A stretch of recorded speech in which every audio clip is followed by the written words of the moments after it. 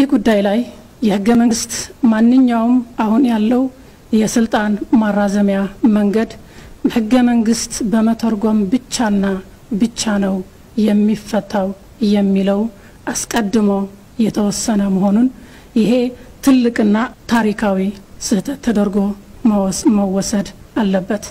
ምክንያቱም የፌዴሬሽን ምክር ቤት ሁልጊዜ እንደበፊቱ እንደሚያደርገው ሁሉ ማንኛውም ከፍተኛ ባለሙያዎችና አመራሮች የተሰጡ ትንታኔዎች የተሰጡ አስተያየቶች ተቀብሎ ብቻ የሚወስን ተቋም አይደለም።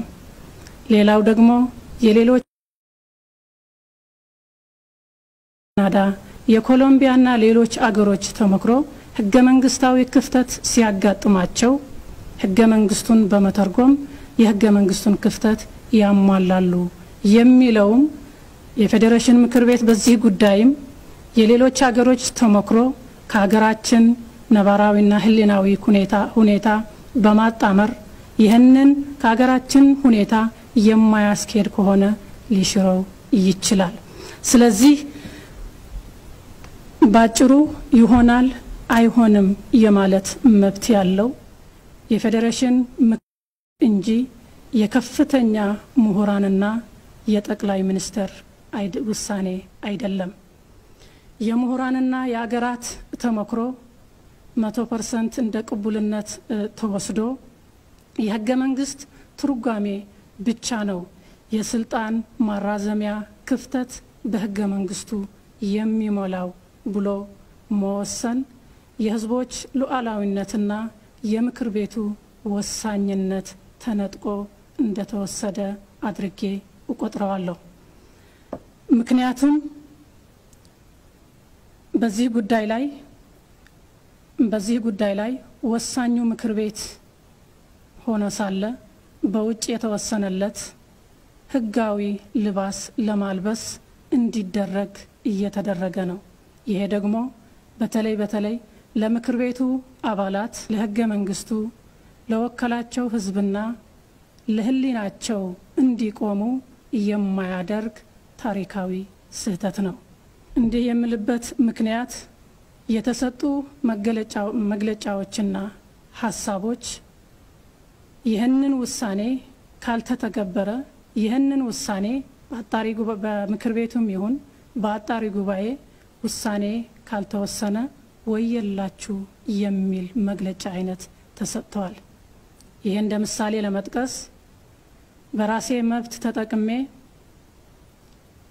መንግስቴን በምርጫ ነው እምመርጠው ያለው ህዝብም የጦር የማዝመት ዛቻ ወርዶበታል። ይህ ማለት አስቀድሞ የተወሰነ መሆኑን ያሳያል።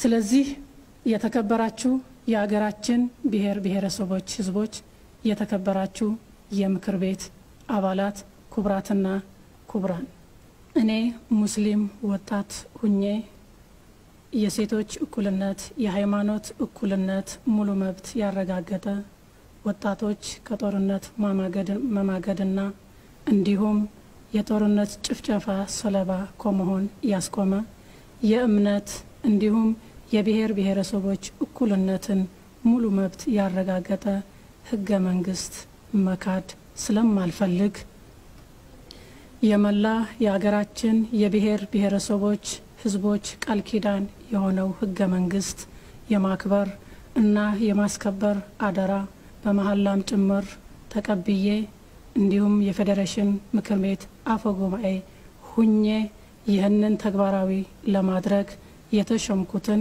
ህገ መንግስቱን ሲጣስና እንዲሁም አምባገነናዊ መንግስት ሲመሰረት ተባባሪ መሆን ስለማልፈልግ ለፌዴሬሽኑ ባለኝ ታማኝነትና እንዲሁም በህገ መንግስቱ አንቀጽ 13 እና አንቀጽ 9 መሰረት ህገ መንግስቱ የማክበር የማስፈጸምና የማስከበር እንዲሁም ተገዢ የመሆን ህገ መንግስታዊና ዘግይነታዊ ግዴታዬ ስለሆነ በህገ መንግስታዊ ተግባራት መሳተፍ ስለማልችል በህገ መንግስት ትርጉም ሽፋን ህገ መንግስቱንና ህገ መንግስታዊ ህብረ ብሔራዊ ፌደራላዊ ስርዓት አደጋ ላይ የሚጥልና አምባገነናዊ መንግስት የሚያመራ የህገ መንግስት ትርጉም ለማስወሰን በፌዴሬሽን ምክር ቤት አፈጉባኤነት ሁኜ መምራት አልፈልግም፣ አልተባበርም፣ አልፈጽምም። የዚህ ታሪካዊ ስህተትና የሴራ ፖለቲካ ተባባሪና አስፈጻሚ መሆን ህሊናዬ አይፈቅድልኝም። የተታገልኩለት ፖለቲካዊ ዓላማ እንዲሁም ለዚህ ስርዓት የወደቁ ሰማዕታት አደራና የብሔር ብሔረሰቦችን አመኔታ አልክድም።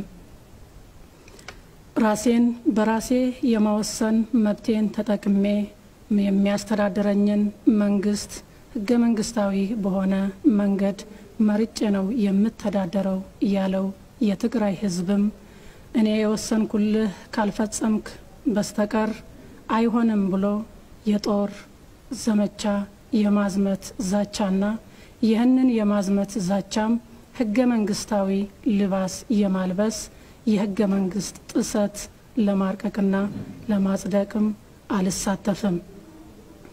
ይህንን በማለት ለህገ መንግስቱ ለህዝቦቼና ለህሊናዬ የገባሁት ቃል ለማክበር ስል በገዛ ፍቃዴ ከፌዴሬሽን ምክር ቤት አፈጉባኤነቴ ያሰናበትኩ መሆኔን አሳውቃለሁ።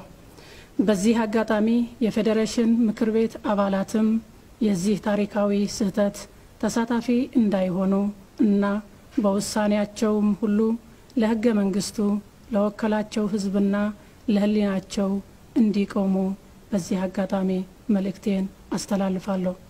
የኢትዮጵያ ብሔር ብሔረሰቦች ህዝቦች እንዲሁም ለህገ መንግስቱና ለፌደራል ስርዓቱ ወገን የሆናችሁ ኃይሎች ለህገ መንግስቱ ከማንኛውም ጊዜ በላይ ዘብ እንድትቆሙ ያለኝን ጽኑ እምነት በመግለጽ በስራ ጊዜ የሰጣችሁኝ አመኔታና ለተባበራችሁን ሁሉ እያመሰገንኩ ልባዊ ምስጋናዬን አቀርባለሁ። ክብርና ሞገስ ለትግሉ ሰማዕታት።